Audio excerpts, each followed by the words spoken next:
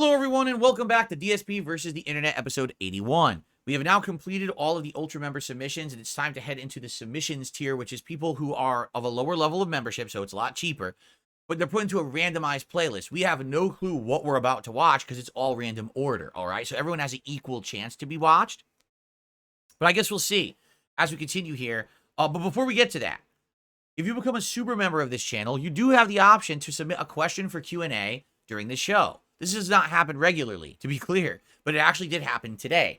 So what I like to do is read this question from Jacko Man, and here it is. Let's see what he has to say. Hey, Phil, I hope that your Sunday's been good so far. Indeed, it has been. Thank you, Jacko Man. Since you're planning to do interviews during your Level 1 podcast streams in the future, it'd be cool for you to interview some OG fighting game players like Alex Valle, Mike Watson, Seth Killian, Vizant, or Viscant. Are you thinking about doing that? I know that you are not part of the FGC. It would be nice and interesting to listen to how those types of interviews would go. You have a lot of stories and background from the old FGC days. I started enjoying the FGC when I was 13 in 2011. From watching Max Dude's videos and playing Ultra MVC3 in my first high-level fighting game. I'm always curious and interested in the old FGC days, since there wasn't that much recording or archives from those days. Thanks for reading my question, and you have a great day. To be transparent here, all right? I am looking for a variety of guests for my podcast now that I want to do guests and interviews, and I have the capability of doing so. I have reached out to people in the FGC, and nothing definitive at all is happening as of yet.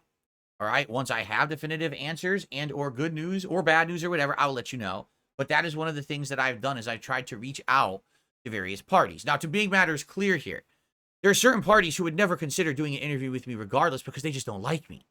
You understand that? Like back in the day, I was a very braggadocious, loudmouth jerk in the fighting game community. As you can see the entire story of that in my June the King documentary react that I just did last week. Part 1 is where that would be located if you're interested to find out about that. So a lot of them hate my guts and never would consider doing an interview at all. Now, some of them that over the years have had a change of attitude. But you have to understand something about the FGC is that I haven't been a part of it in over a decade, correct? I would say probably the last time you could even associate me with the FGC was maybe 2007 when I went to EVO. Outside of that, you know, I played Street Fighter on YouTube, but I never associated myself as part of the FGC. I did go to a couple tournaments back in the day, but it wasn't like a prominent thing. I didn't really care about placing. It was more covering it for YouTube. A lot of them have come out talking trash about me over the years, likely as a clout-chasing maneuver. I don't think that they get anything else out of it. You know, I'm not in the FGC. I'm not a big deal there, so why would they care about talking shit? But yet they have, right? But sadly, there is an association with me on the internet in the last decade that my detractors have talked about me in such a negative way about bullshit that people in the FGC believe it. I'm kid you not. So I messaged someone in the FGC about appearing on my show who I'm completely cordial with, and we've had, you know, over the years, great interactions and everything. And they said, well, just so you know, before I would feel comfortable about your show, I got to make sure that all these accusations of grooming and pedophilia aren't real. What? Accusations of grooming and when did those ever happen and we're serious? Like that's never happened. There's never been serious accusations of grooming and pedophilia against me at all, anywhere. There's never been a single shred of evidence anywhere ever on the internet of that anything there was true. It's just my detractors outright making shit up. In fact, if anything, the June the King documentary completely cleared me of any kind of charges of that. He went through my entire history with my ex and how she was completely of any kind of legal age before I even met or spoke with her. But people believe it. People believe that shit because they hear my detractors repeating it. So it's like, geez, so now I gotta like tell this guy, yeah, so the internet's been nasty to me for 10 fucking years, made all that shit up, and now I gotta try to convince him that that stuff's not real. You know what I'm saying? It's pretty messed up, right? That I have to now answer for years of slander. Things that I'm not even close to being true in any way, shape, or form. I'm stuck with the baggage of these assholes, right? So here I am trying to come out as a legitimate creator. I'm not hiding anymore. I want to do collabs. I want to do interviews. And I have to face people who think I'm a living scumbag, right? How fucked up is that? What did I ever do to deserve that, right? You can accuse me of being an asshole back in the day in the FGC. You can accuse me of lying to my audience about mobile games and shit. But you can't accuse me of being a pedophile. There's absolutely no evidence of that whatsoever. It's never happened. It's bullshit. It's completely untrue, but people actually believe it. Seriously. They actually believe it. So, what the fuck? Right? That's insane. But that's what I got to deal with now because of these pieces of shit. So, you know, it is what it is. So, yeah, would I like to talk to people in the FGC and interview them? Of course I would. What I would love to hear their perspective versus my perspective. They're inside the FGC. I'm outside the FGC. And we could talk about both of those perspectives because we just live our separate way. You know what I'm saying? Being way inside that tunnel vision of FGC versus being outside of it is completely different. I know because I've been on both sides. And I feel like it would be a fascinating interview to have someone like any of those people or other people on my show. But I'm going to be honest with you. I think it's going to be a hard case to get someone to do it. Because then, number one, people in the FGC might give them shit. Why did you go on Darkside Phil's show? We all hate him. Even though the reasons are illegitimate, they all still hate me. That's number one. Number two, detractors, right? If anyone's on my show in a positive way, the detractors will come after them. So it's like, it's this double-edged sword. You know what I'm saying? So I don't know. I honestly don't know if it'll happen. I would love to have someone like that. The other thing is there's just a lot of them don't have direct ways to contact them. You know, like a lot of people who I knew from back in the day, I can't find a way to reach out to them. I tried to get no response, or I don't think their account's active anymore. So it's like, I don't know how to do that. A lot of these people purposefully don't have open DMs because the FGC is a place with a lot of, how can I say, drama. And so probably having open DMs in places, they get harassed and shit. So I don't blame them for having closed DMs at all. You know, so yeah, I don't know. I don't know what else to say besides I'm doing my best. I'm trying. The people who I've been able to reach out to, I've had no success yet. I sure would like that, but I don't really know how it's possible as of yet because so many people shit on me on a constant basis that you know what I mean? It's fucked up. And these people probably would not want to put themselves in the line of fire, nor could I blame them. You know what I mean? It's awesome that now I'm getting more people to like my content and watch it and support it. That's an amazing thing. Look, I got over 100 likes on this stream. I never get to get over 100 likes. By the way, if you're watching the stream now live, please give it a like if you're enjoying it. It helps this channel a lot. I'm trying to boost engagement on all my channels so they could show up in YouTube search. Thank you for that. If you're here, please click like. But yeah, that's what I mean. Like, how do you now I have a new audience of people who like me and trust me. But what about all the people who heard all the bad shit for a decade? How do you stop that? You can't. You can't go back in time and shut people up who've been talking shit about you for 10 years, right? So it is what it is. So anyway, I'm working on it. I would like to have more positive info for you. I don't right now. If and when I do, I'll sure let you guys know. Like I said, I would love to have people from all walks of life as guests on my show.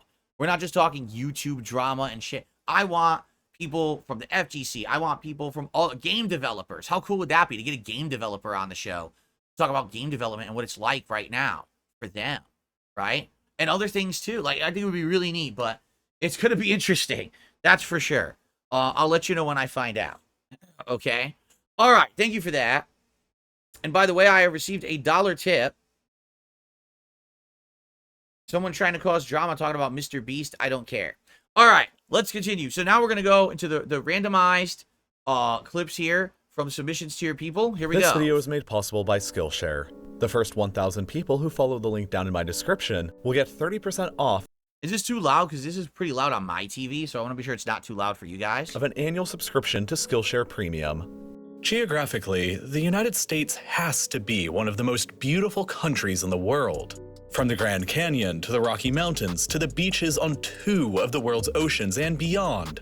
The list just goes on and on. There's so many beautiful parts of the United States that the country established its own National Park Service back in 1916 in an effort to help maintain and protect them. And in total, the service is now in charge of 63 of these protected areas, and when combined together, they cover an area of 85 million square kilometers, which is... I didn't skip that video. We weren't going to watch it. That was just first in the playlist, but I hit random select and it shows this one, and it's going to keep picking random videos. That's how this works. So we never just hit play on the first video. Is roughly the same size as the entire country of Germany. One of the most famous of these US national parks is Yellowstone. It's located in the northwestern corner of the state of Wyoming with some overlap into Montana and I was wondering where it was. I saw everyone saw that viral video of the big explosion they had there like a month ago. I was wondering where it was located. So it's Wyoming. Idaho, and it covers roughly 9,000 square kilometers of land. Yellowstone is well known for its abundance of wildlife and its many geothermal features. Particularly Old Faithful, a geyser that regularly blasts water 50 full meters into the air approximately every 90 minutes.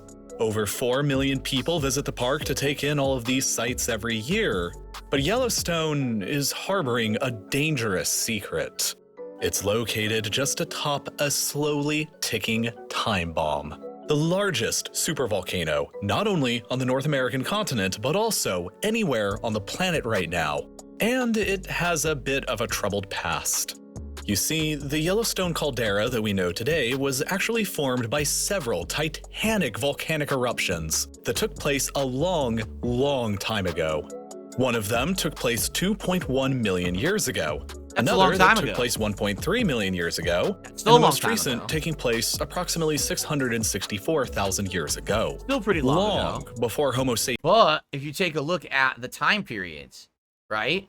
So that's, let's see, 800, so it's 800,000 years, and then it's about 700,000 years. Yeah, I mean, if you're taking a look at that pattern, we might be due for an explosion. Sapiens had ever arisen over in Africa.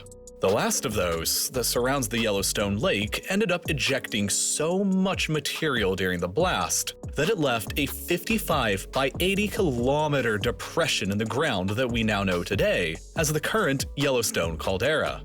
And each of these three colossal events is what is known geologically as a super eruption, meaning that on the Volcano Explosivity Index, they would all be listed as a magnitude 8 or higher, and at a minimum, at least 1,000 cubic kilometers of material was ejected during the most recent blast.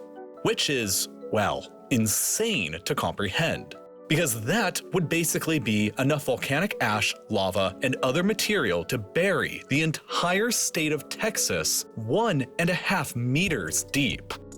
If we look at the geological history of Earth, we know that on average, the planet suffers from one of these supervolcanic blasts roughly once every 100,000 years.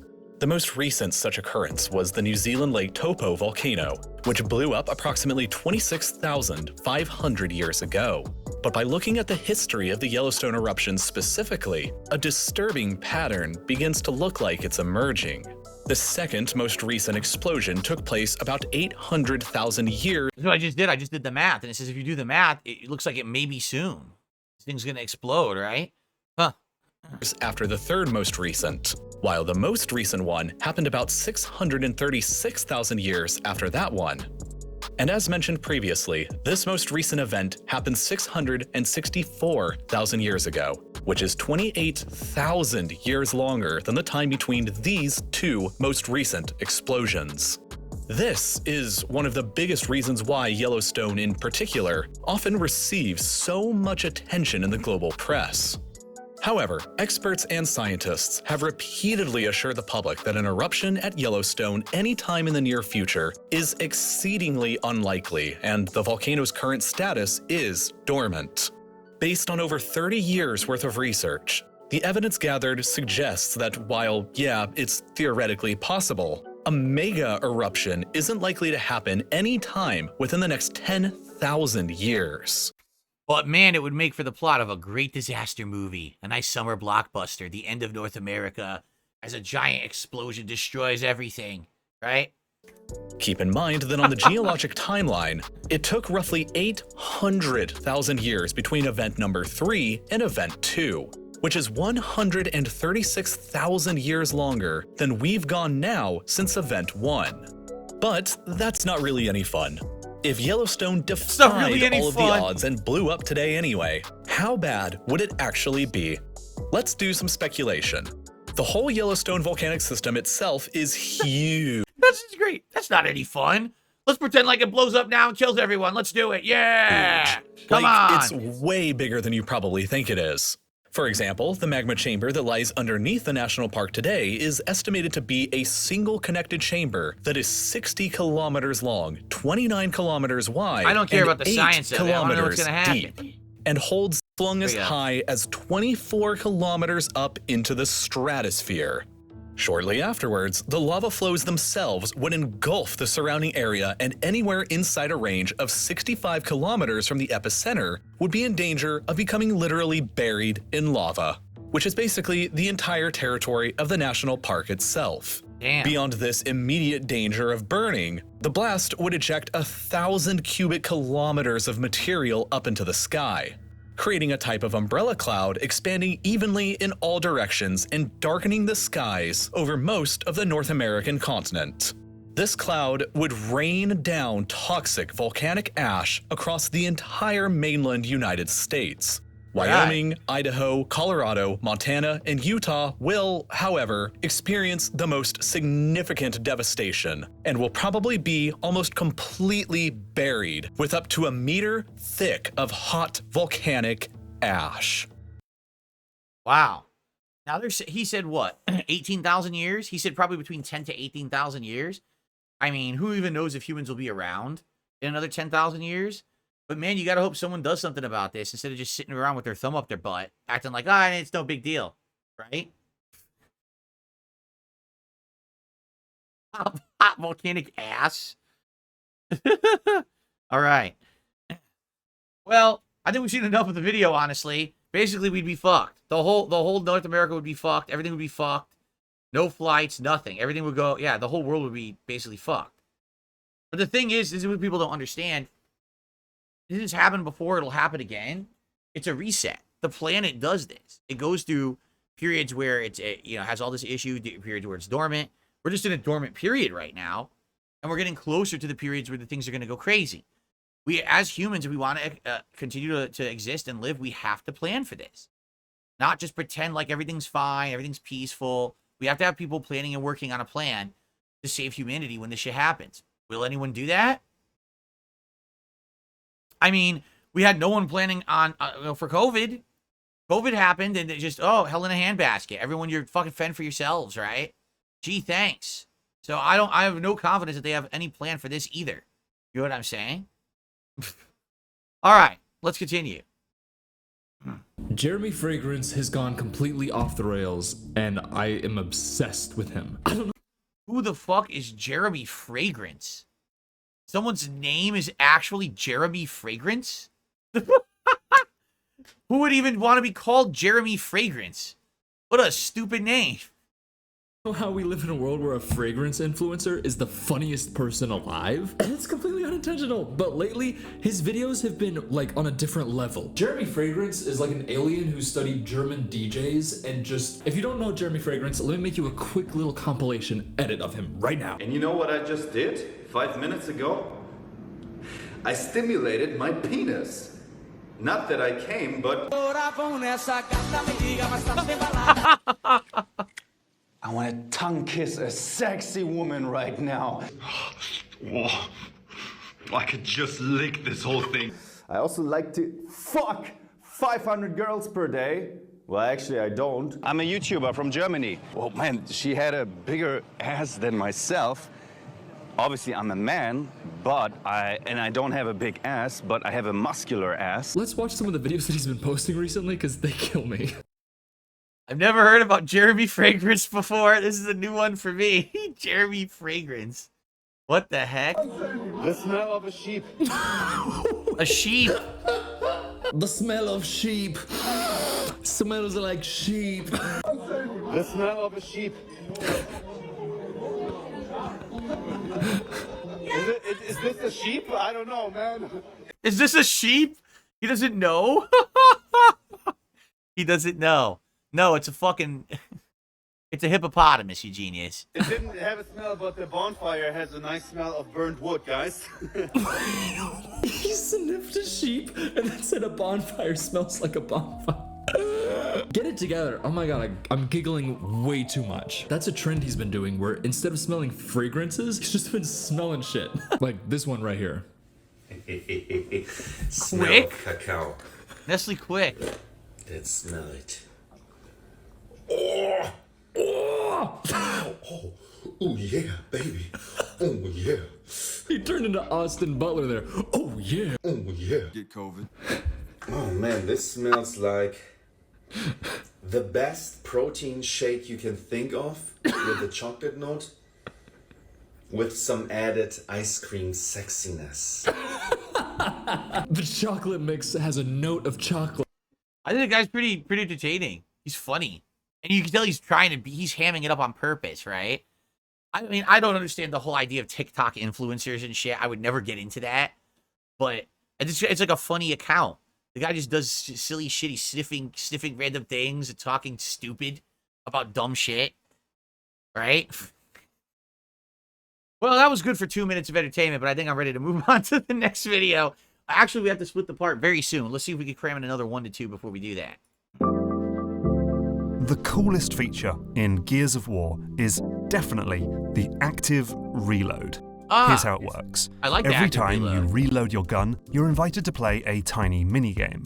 A cursor swipes along a line, and you can hit reload again to try and win a prize. Land here, and prize. you'll reload super fast. Land here, and you'll also get a weapon boost, like more powerful bullets. But land anywhere else, and your gun will jam.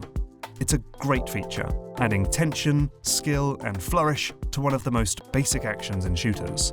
Yeah, I actually remember when I played Gears of War 1, I loved it. I was like, wow, this is really neat. Something different to do instead of just shoot everything. It has something else added to the gameplay mechanics. It was pretty good. Also left Epic with a problem. You see, in playtesting, the devs found that advanced players were nailing that perfect reload, constantly giving them better bullets and thus an advantage over the enemies. So they had to rebalance all of the foes, making them more resistant. But beginner players often ignored the active reload entirely, so they didn't get that weapon buff and were now fighting these overpowered bad guys with weak bullets. Dynamic difficulty. Depending on how you're playing, the difficulty shifts and changes with you. Interesting. So much of game design is about solving problems like this. You come up with an idea and then find out that it's flawed in some way. It's unbalanced, it's confusing, it's not leading to the gameplay you intended, or it's clashing with some other feature in the game. And as a designer, you can often find yourself going around in circles to find the right solution. Surely, there's a better way. Well, in this episode, let's look at how the best game creators go about solving problems in their design, to give us some take-home tips for fixing future issues. Oh, and I'll also let you know how Epic fixed the active reload. The solution is pretty ingenious. I'm Mark Brown, and this is Game Maker's Toolkit. Well, that's what I want to hear first. So before we start coming up with solutions, we need to make sure that we've accurately identified the problem. During the development of Dying Light, the game's director had an issue. Weapons break too fast, and so he told the designers to increase their durability. But lead designer Matt Binkowski didn't want to fiddle with that stat because it might mess up the game's economy. So instead, he dug deeper, asked more questions, and got to the real problem. Players could only kill a few zombies before their weapon broke. So to fix this, the designer didn't touch weapon durability at all, but instead lowered the health points of the enemies. It solved the problem, and basic combat felt better too.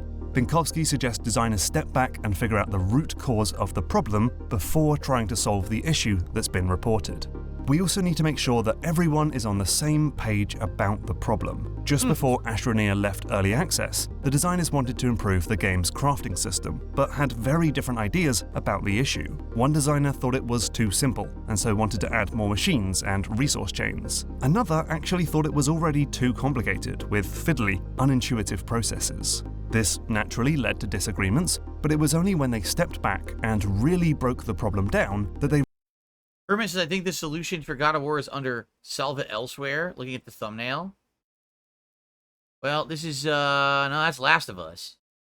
I want to see how they solve the Gears of War problem. Did they make dynamic difficulty or not? Here's Gears of War. Here we go. Let's find out. Let's do this. I want to find out what happened with Gears of War.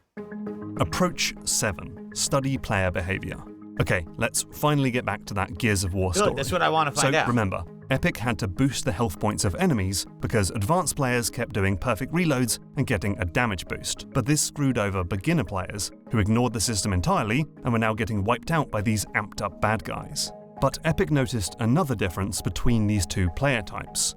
Top shooter players rarely finish a clip, they reload before they're out. But novices would typically shoot until the clip is empty and let the game automatically reload it. So this offered up a solution. The devs secretly boosted the power of the last few bullets in a clip, dubbed them magic bullets. And so, on the whole, only novice players would get this buff, giving them a similar advantage to the expert players with their perfect reloads. Most of the problems in game design are derived from watching how players interact with the game, so why not use that same approach in order to find the solution? Okay, so now I wonder how much of a buff they gave to the final bullets, right? I really wonder. Because someone's going to figure that out. And if that's the case, then the pro players are going to say, fuck it, don't reload, empty your clip because you want those magic bullets, then also do the perfect reload and get the buffed bullets. So now you're getting double up, right? You're getting double up. I like this video, but it is very lengthy. And for this style of show, I feel like this is something for like a longer length react. But I did like that video. Okay, guys, time to split the part. Thanks for watching DSP versus the internet. I'll see you in the next one.